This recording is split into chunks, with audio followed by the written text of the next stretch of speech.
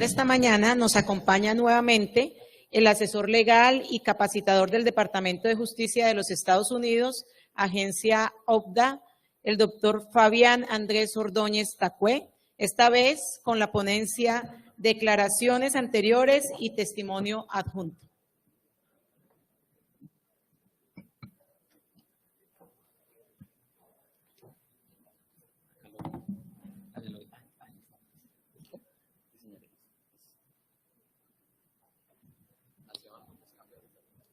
Buenas tardes, ya casi. ¿Cómo van? ¿Bien? Bueno, bien, me encanta. Esta presentación es bien importante, además del contenido, porque es determinante dentro de este segundo día del evento, ya que de ella depende la cuestión del almuerzo. ¿Listo? Entonces me voy a esforzar mucho para transmitir el mayor contenido posible en el menor tiempo posible. ¿Listo? Bien, pero primero una obiterdicta. Si ustedes observan allí esta presentación, notarán estos dibujos, ¿cierto? Y estos dibujos me llamaban la atención. Yo alcancé a ser de los que le tocó el noticiero 24 horas, las 7 de la noche. Entonces, noticiero 24 horas, empezaban a salir en esa época algunos casos y yo observaba Carlos Leder Rivas, la extradición, y salían estos dibujos. Y cuando tuve oportunidad de tener como relación con autoridades del sistema federal de los Estados Unidos, les preguntaba, porque yo quería o quiero todavía tener uno de estos dibujos que me parecen bonitos.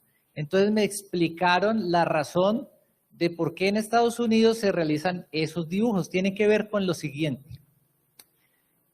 Y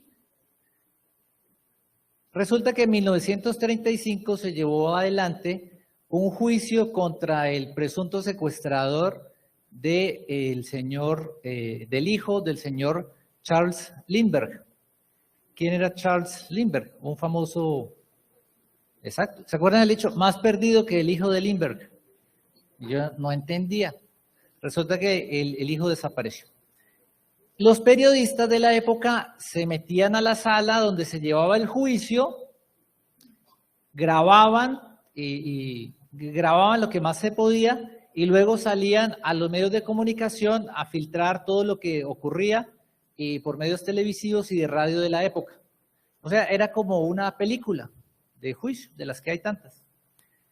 ¿Qué ocurre? Que a partir de allí y dado el impacto de la presión mediática en los jueces, las víctimas y los testigos, se estableció una regla en los casos federales de los Estados Unidos de prohibir la transmisión o la presencia de la transmisión de medios de comunicación en esos lugares para evitar ¿qué?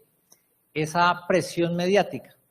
Las audiencias son públicas porque cualquiera persona que transite por allí puede ingresar y observar el juicio, pero no son mediáticas.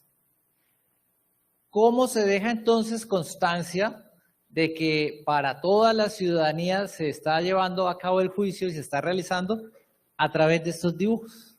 Entonces, hay un artista contratado por la Corte de Planta que él va haciendo los dibujos y eso es lo que se comparte a los medios de comunicación. ¿Sí? Bueno, con ese dato les quería romper el hielo y además que es que no van a salir tampoco más dibujos en estas diapositivas. ¿Listo? Los objetivos son dos de esta charla. Primero, establecer qué son y para qué sirven las declaraciones anteriores al juicio oral. Y segundo, enfocarnos o profundizar en la figura de lo que se conoce como testimonio adjunto. ¿Listo? Entonces vamos, como dicen los españoles, a por el primer objetivo. Las declaraciones anteriores. Es importante tener estos puntos en cuenta. El primero es distinguir lo que constituye una declaración de aquello que no lo es. Dicen, declaraciones anteriores al juicio. ¿Y qué nos ocurre a los seres humanos y a los abogados? Quedamos por sentado que entendemos o que sabemos lo que es una declaración, ¿sí? Y resulta que la expresión en sí misma, ¿sí? Declaraciones anteriores, pues hay que empezar a hacerle una disección para entender qué es una declaración y qué no. ¿Cuál es la idea de entender qué es una declaración y qué no? Es fundamental, porque si algo no constituye una declaración anterior al juicio, entonces puede ser que traída sin que sea considerada prueba de referencia. ¿Listo? Pero si algo es considerado como tal una declaración, entonces sí tendrá que pasar por el filtro del tema de la prueba de referencia y también tiene la implicación de si va a entrar o no entrar como testimonio adjunto. ¿Listo? El problema es que el Código de Procedimiento Penal trae esta expresión, la jurisprudencia hasta cierto punto, pues también la menciona, pero en ninguna parte desarrollan en qué consiste o de qué se trata una declaración. La decisión SP606 del año 2017 citó de la Sala Penal de la Corte Suprema las reglas de evidencia de Puerto Rico. Y lo refiere de la siguiente manera, el término declaración, dice. Regla 801, literal A, declaración. A. Se adoptan las siguientes definiciones relativas a la prueba de referencia. A, declaración. Es una declaración oral o escrita. Entonces, ¿qué es una declaración? Una declaración oral o escrita. O una aseveración oral o escrita. Entonces, quedamos como que, bueno, ahora necesito saber qué es una aseveración. ¿Sí? Porque si una declaración es una aseveración, entonces ahora necesito saber qué es una aseveración. Bueno, pero también se entiende por declaración, dice, conducta no verbalizada de persona, si su intención es que se tome como una aseveración. Bueno, acabo de descubrir que esta jurisprudencia, la SP606 de 2017, tiene una inexactitud en la cita a las reglas de evidencia. Entonces me voy a ir a la fuente original. Sí, es una aseveración. Entonces dice, ¿qué es una declaración? Una aseveración oral o escrita o una manifestación no verbal que se quiere que sea tenida como aseveración.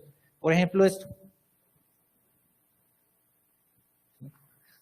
Si una persona viene en un carro conduciendo y el otro pasajero los para la policía, y si el compañero le señala o viene secuestrado, por ejemplo, el paseo millonario, ¿sí? Y la persona, ¿eso es qué? ¿Se hace con intención de que esa persona sea tomada como responsable del posible delito que está ocurriendo? Sí, no es ni oral ni escrita, es una manifestación que gestual, no verbal, ¿sí, no? Eso se puede entender también como una declaración. Ahora, una declaración es una aseveración y entonces busquemos el significado de aseveración. Afirmar o asegurar lo que se dice, según el diccionario de la Real Academia de la Lengua. Y yo no sé, pero ¿no sienten ustedes que quedan como en las mismas? Dice, bueno, quedo como como una sin salida. Todo esto para entender apenas qué es y qué no es una declaración. Entonces, por esa razón es importante ubicarnos en estos dos otros parámetros. Las declaraciones anteriores al juicio oral no son prueba, ya sabemos, son actos preparatorios del juicio que permiten consignar en un documento información de un testigo que es de interés para la teoría del caso de la parte. El otro, una declaración anterior no pierde su carácter testimonial por el hecho de que se haya incluido en un informe, en un formato de entrevista, declaración jurada o un acta tampoco se convierten en pruebas documentales, sino que constituyen declaraciones documentadas. Entonces esto, aunque la jurisprudencia no lo ha desarrollado en amplitud y con la claridad que se quisiera, sí nos da, como dijo la doctora Ana Julieta, un norte, ¿sí? Y es que todo aquello que haya sido dicho por fuera del juicio oral, de manera verbal, escrita o no gestual, que se realice con intención de ser tomado como cierto para los fines de un caso penal o de la responsabilidad de una persona, se debe entender que es una declaración, ¿sí? Por eso habla de el carácter testimonial, ¿sí? Ese término declaración se debe entender como la manifestación oral, escrita o no verbal que una persona realiza por fuera de juicio oral que se tiene intención de que sea tenida como cierta con fines judiciales, ¿sí? Entonces, eso permite ya tener un universo de manifestaciones que son declaraciones y que no. Entonces, recuerdan que una de las situaciones cuando uno veía derecho penal especial y empezaba la diferencia entre tentativa de homicidio y lesiones personales. Y existe una jurisprudencia muy clásica que recopila una serie de criterios a tener en cuenta para distinguir entre lesiones personales y tentativa de homicidio. ¿Quién se acuerda de esa decisión? Uno de esos criterios dice el número y gravedad de las heridas, la zona del cuerpo en la cual se produjeron, ¿sí? Es una sentencia clásica, ¿sí o no, doctor Jorge? Clásica. Y uno de esos criterios era manifestaciones anteriores o posteriores a la conducta. ¿Ok? Por ejemplo, ya ocurren las heridas, tin, tin, tin, o disparo, por sapo, y se va. Tin, tin, tin, o dispara, por faltón, ¿sí? O faltona, que sea. ¿Eso es una manifestación verbal, sí o no?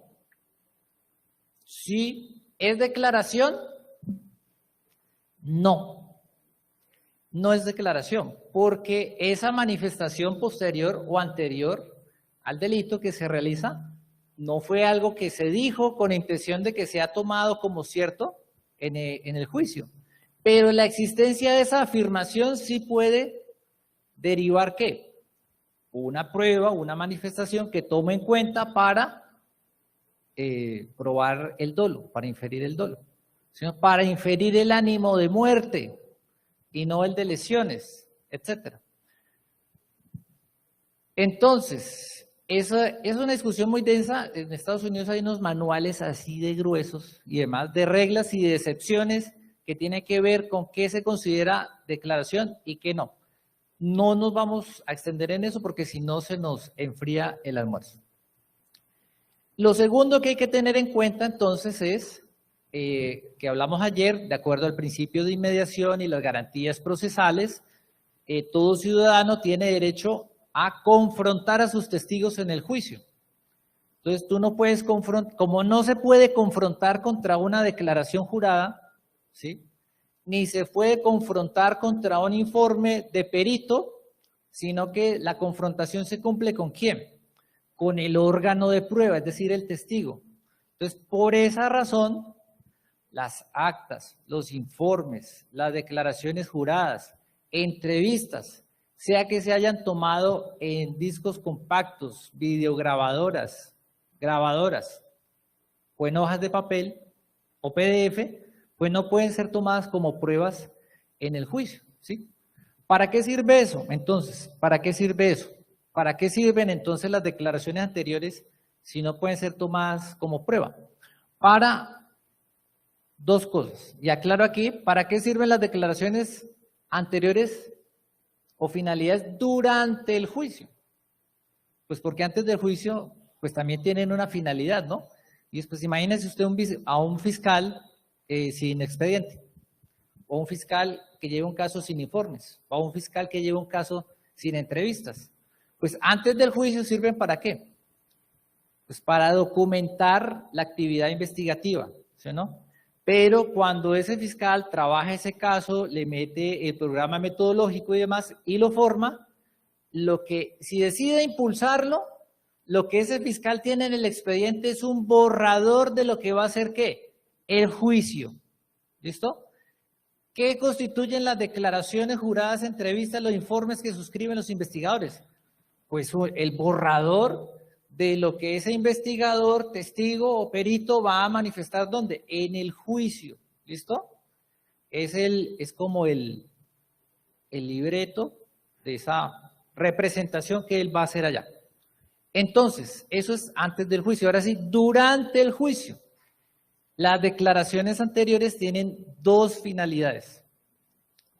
La primera, facilitar el interrogatorio cruzado a los testigos a través de unas técnicas que son refrescamiento de memoria e impugnación de credibilidad y, excepcionalmente, podrían ser tenidas en cuenta como medios de prueba cuando ingresan por dos caminos, ¿sí?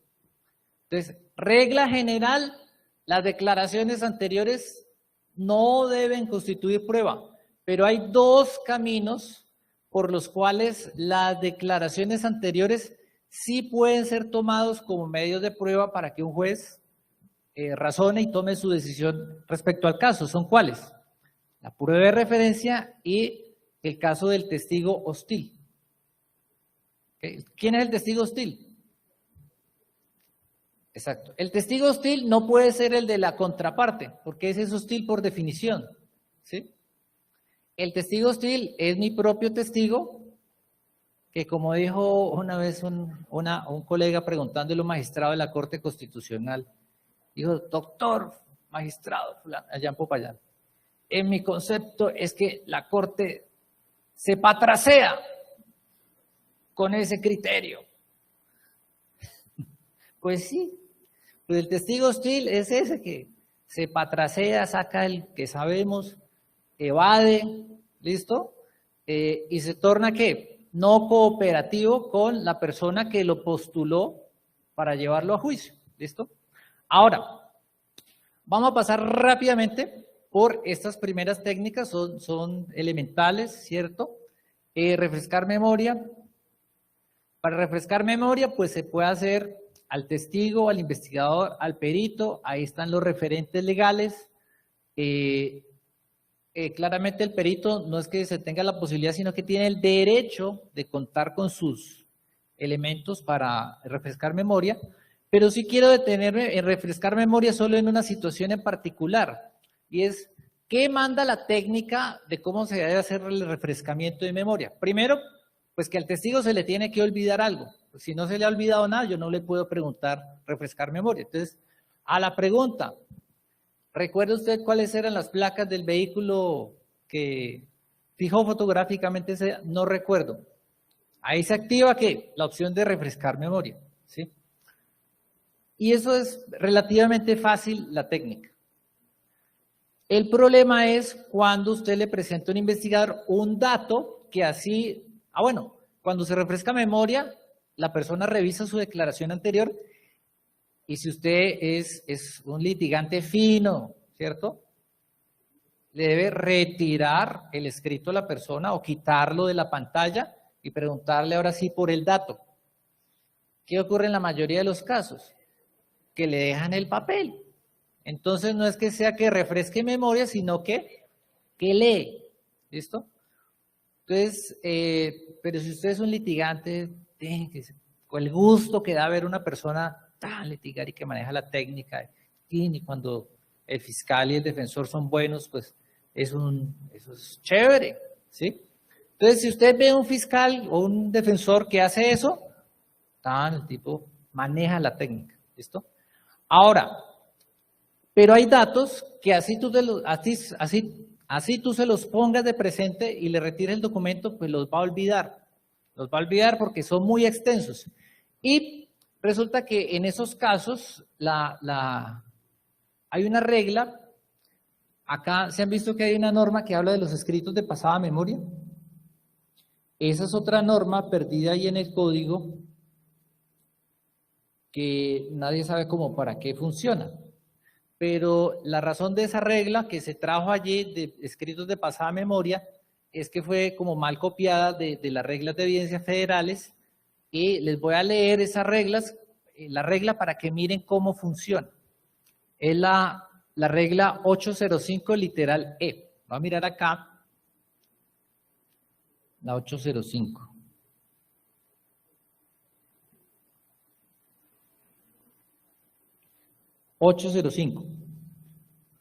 Excepciones a la regla de prueba de referencia, aunque la persona declarante esté disponible como testigo. Es decir, la persona está ahí en la sala.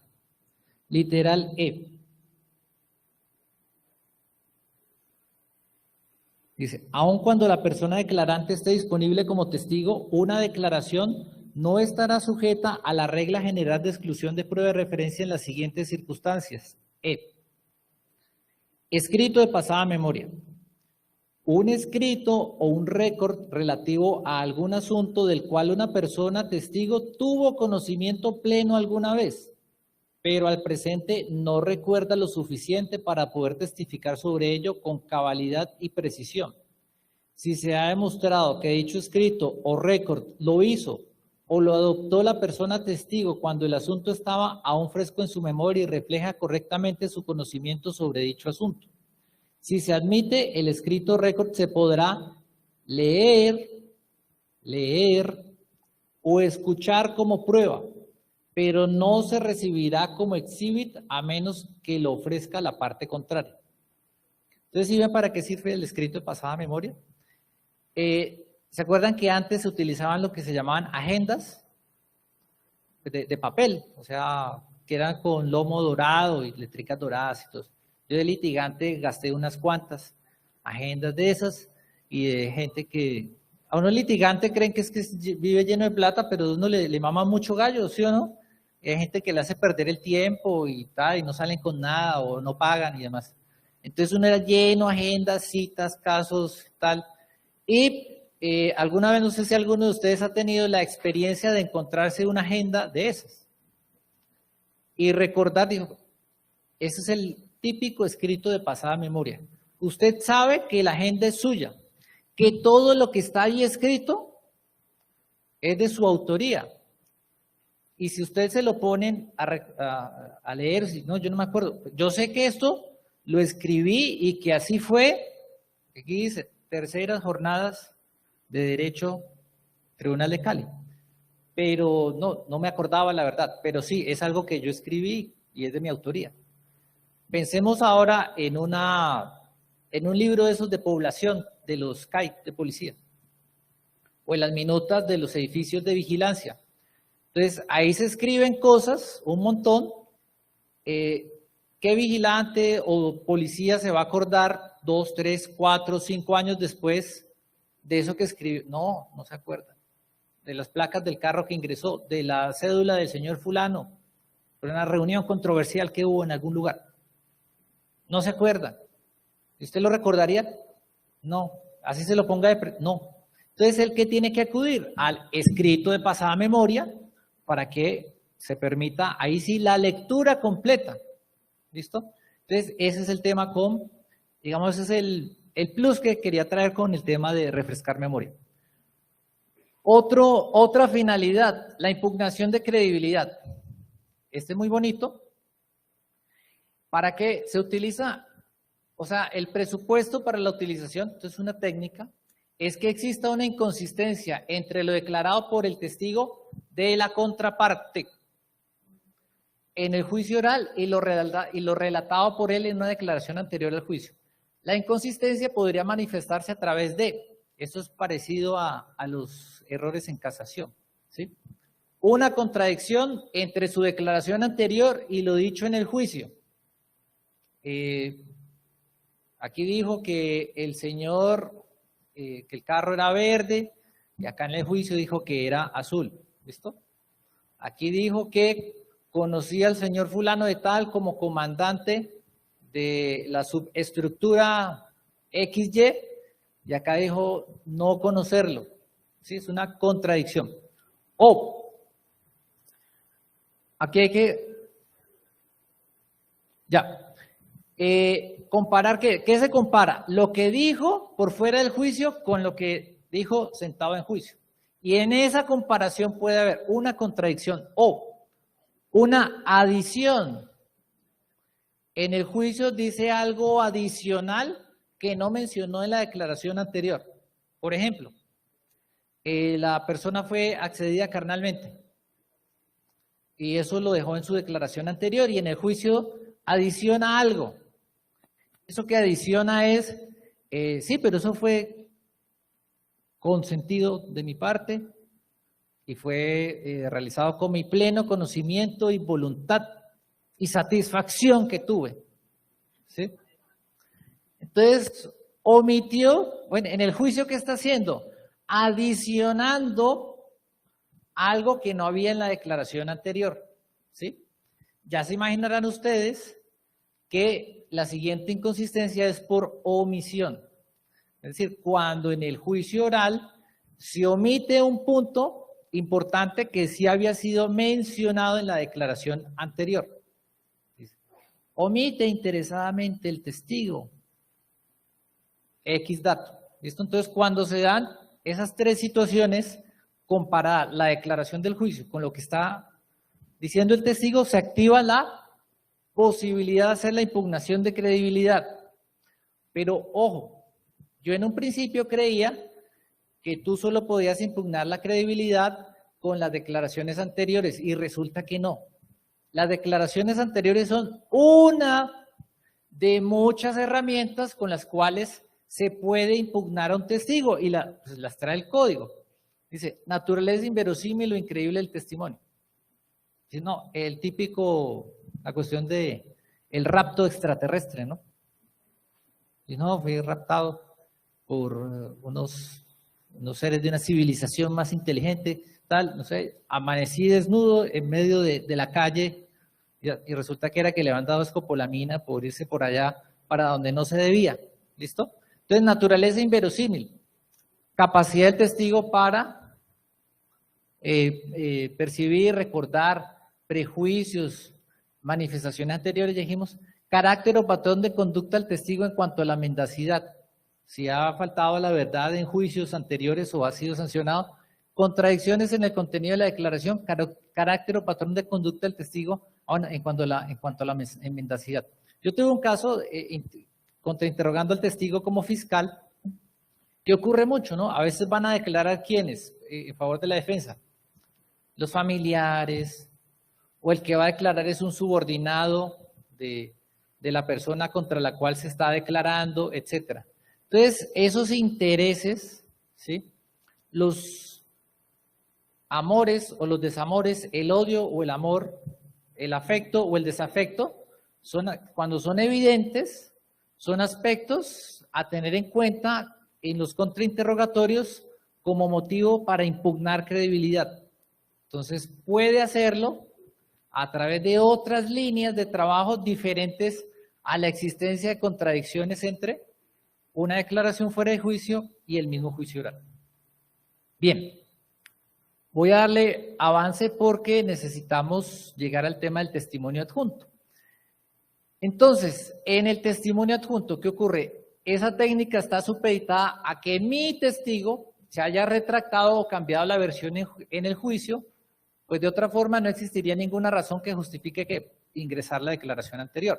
Si el testigo está mencionando fielmente, más o menos fielmente, lo que declaró en lo que yo le recibí para demostrar mi teoría del caso, lo está diciendo en juicio, pues no hay lío, ¿sí?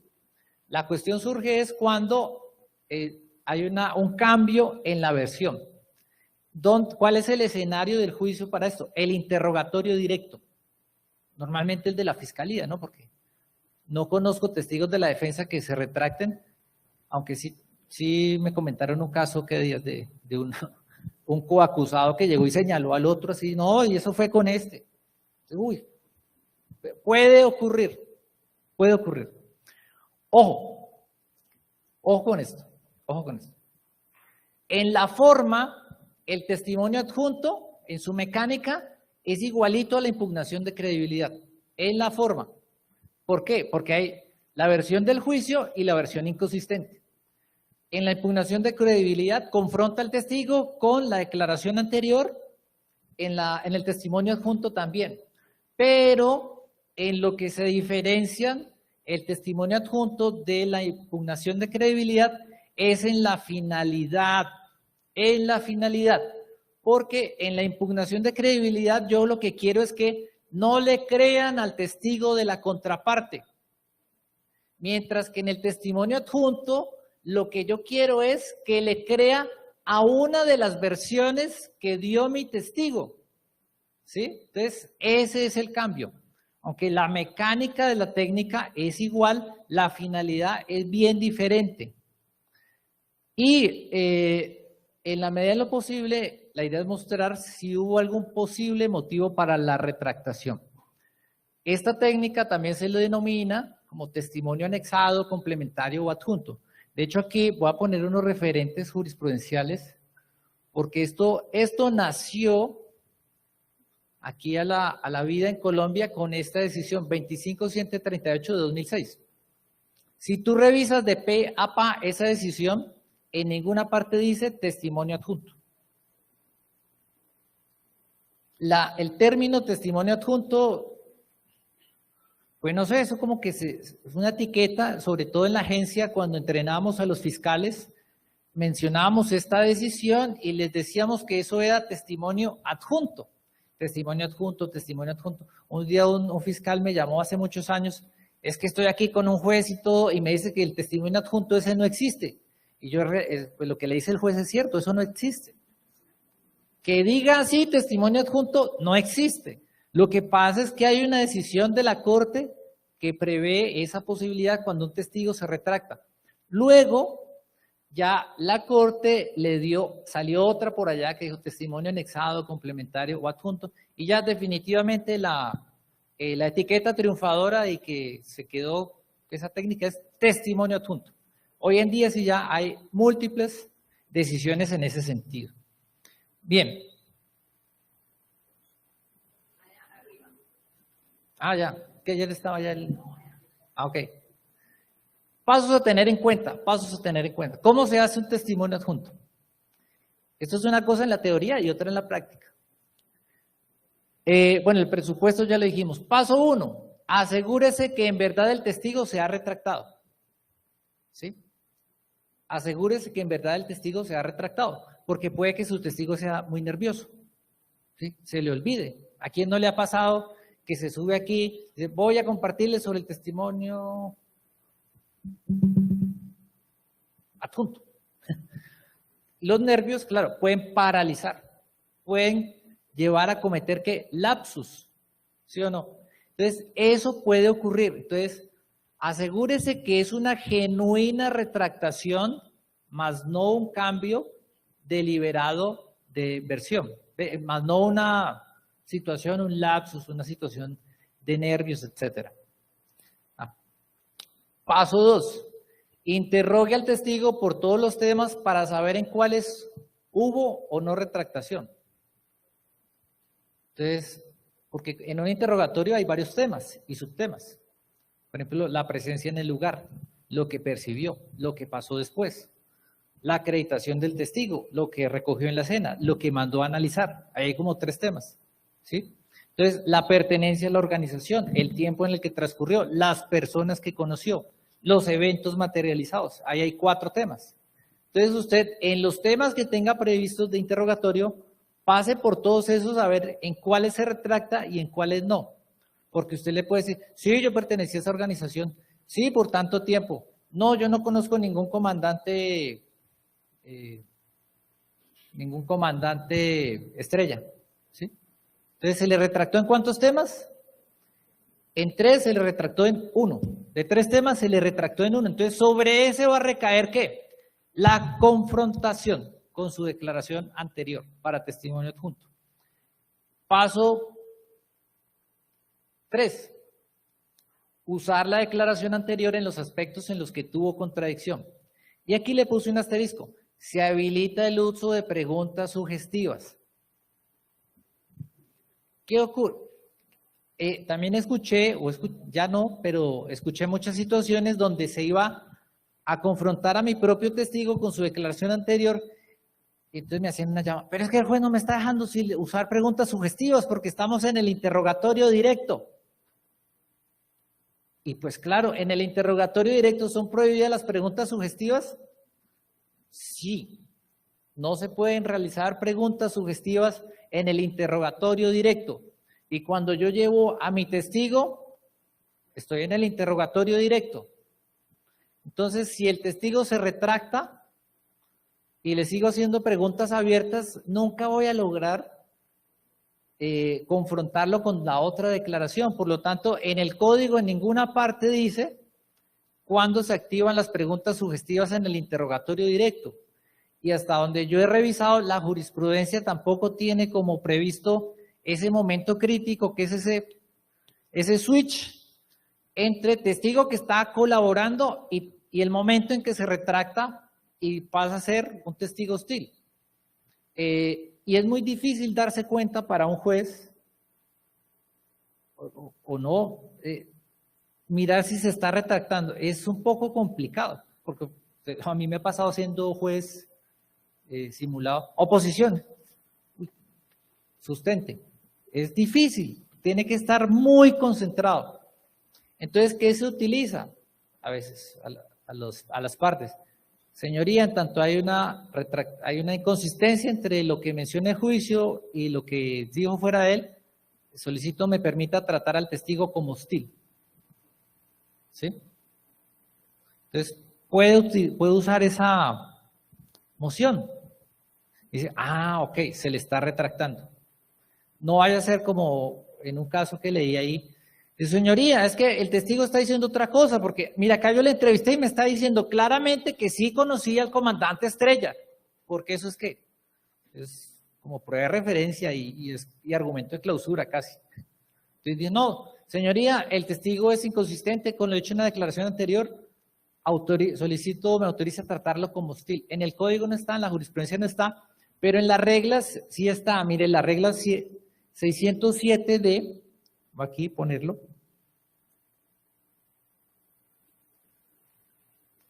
Orden y modo de interrogatorio y presentación de la prueba. Dice D. No se podrá hacer una pregunta sugestiva a una persona testigo durante el interrogatorio directo o el redirecto, excepto cuando sea una pregunta introductoria o una parte llame a una o a un testigo hostil. ¿Listo? Lo tienen previsto. Lo tienen previsto. Entonces, cuando el testigo es hostil, se activa la posibilidad de hacer preguntas sugestivas. Por sentido común, no necesariamente, no lo tiene que decir una norma acá, es de sentido común, para poderlo confrontar. Ahora, paso 4, deje entrever a través de preguntas la posible razón de la retractación. Ese paso 4, sí y solo si usted está muy familiarizado, y como diría el doctor Franklin Torres, solo si usted es muy tigre y está familiarizado usando esto. Si no, puede salirle mal. Es relativamente fácil. Normalmente las razones de la retractación suelen ser evidentes. Por ejemplo, en los delitos de agresiones sexuales. Es un familiar. Usted hoy está manifestando que lo que dice que pasó se lo soñó. Fue un sueño, una pesadilla, ¿cierto? Yo, sí. Con la persona que se soñó es su abuelito. ¿Sí? Usted ha vivido por varios años allí con él, ¿cierto? Sí. Y lleva preso 2 años, ¿correcto?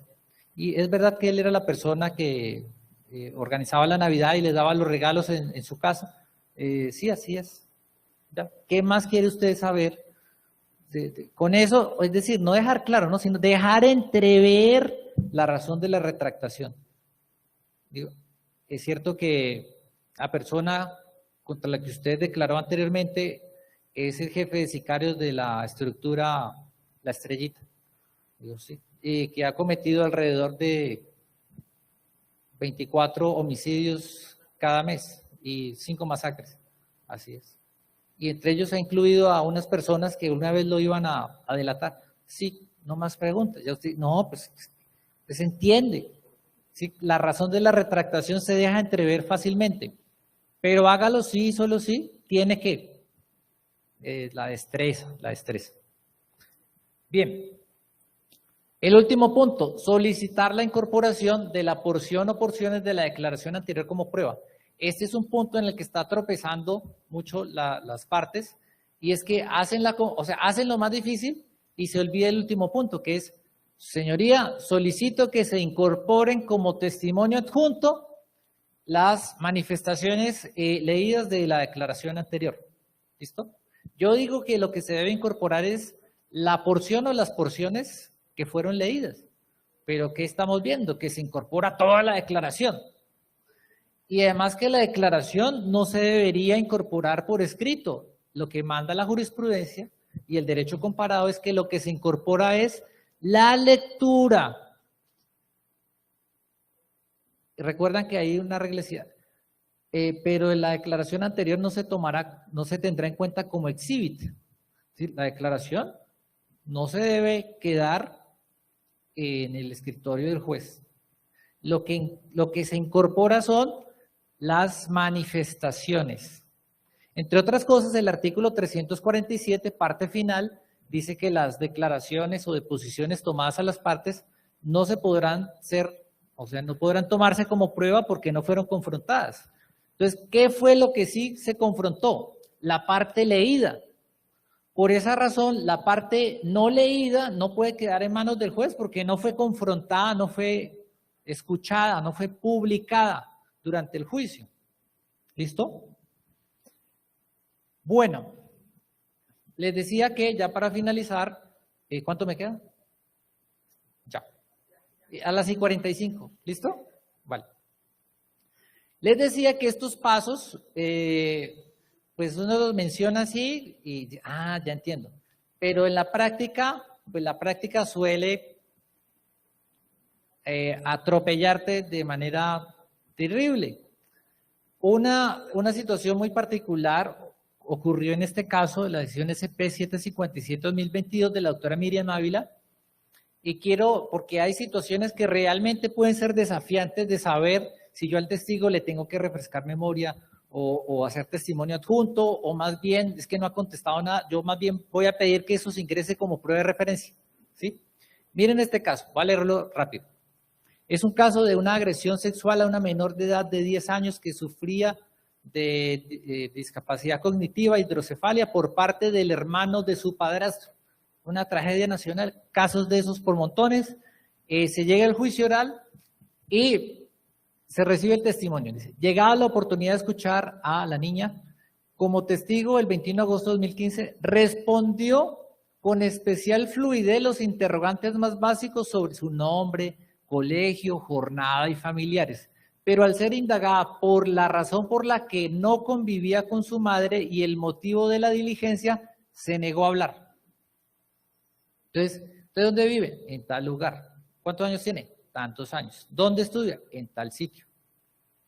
¿Sabe los hechos por los cuales llamamos a declarar?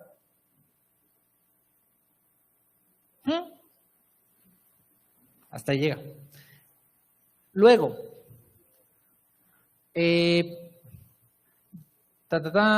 ante esta circunstancia, la defensora de familia dejó una primera constancia. Mire la constancia esta tan peligrosa. Aseverando que antes de entrar al estrado, ésta le expresó que sí sabía cuál era el motivo de su presencia en el lugar. O sea, la defensora de familia declarando por la niña, en forma de constancia.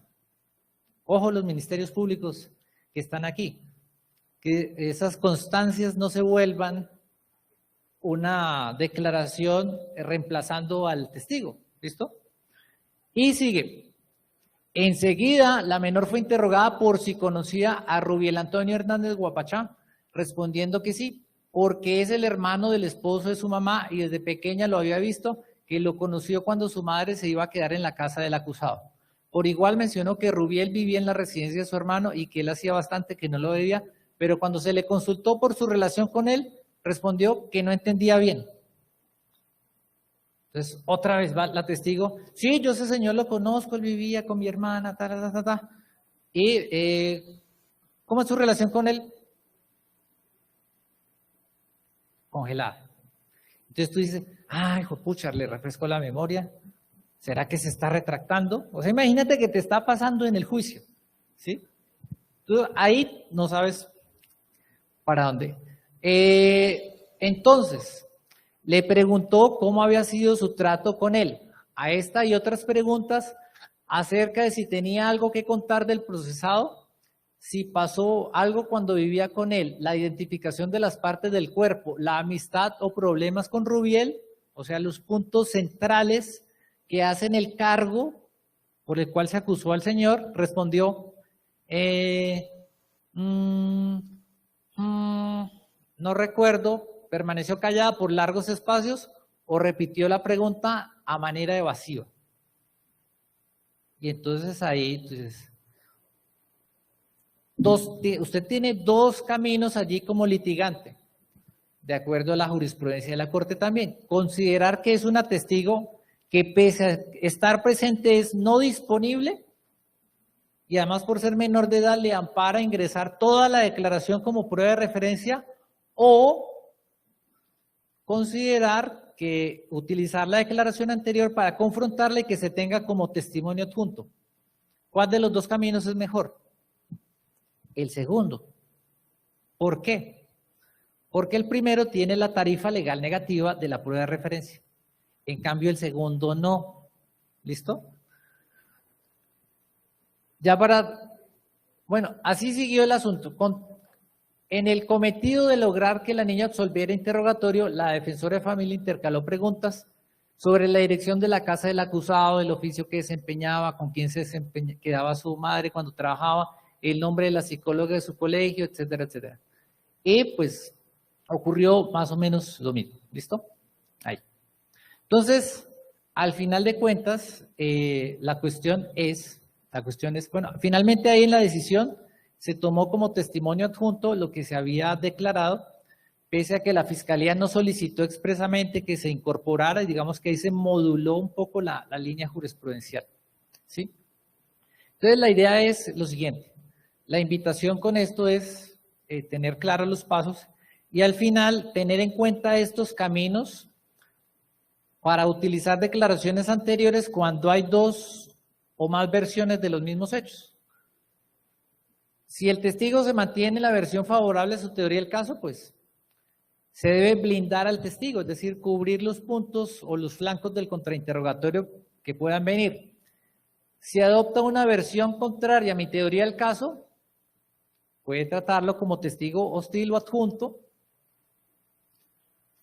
pero si mi testigo guarda silencio, ese era un camino que tenía la Corte ahí, o esa fiscal o ese fiscal, puede considerarse un testigo no disponible e ingresar su declaración como prueba de referencia. ¿Sí? Los testigos que acuden ahí dicen, no recuerdo, no sé, eso que dice no es cierto, el papel aguanta lo que le escriban, eso es un montaje, a mí me presionaron. ¿Sí les ha pasado o no les ha pasado? ¿Sí? Bueno, existen esos caminos. Cuando les pase, entonces familiarícense con esa técnica y demás. Si en el juicio da una tercera versión de los hechos, yo no, es que no fue el hermano de mi padrastro, fue otra persona. Tercera versión. Entonces, acuda al camino del testigo hostil o adjunto. Eso era lo que voy a compartir por aquí. Las preguntas me las hacen llegar a través de las magistradas o del doctor Leosmar, o ahí en las redes, como en el Facebook o en el Instagram que les di ayer. Para mí ha sido un gusto compartir esta jornada de hoy. Perdón por la demora. Muchas gracias.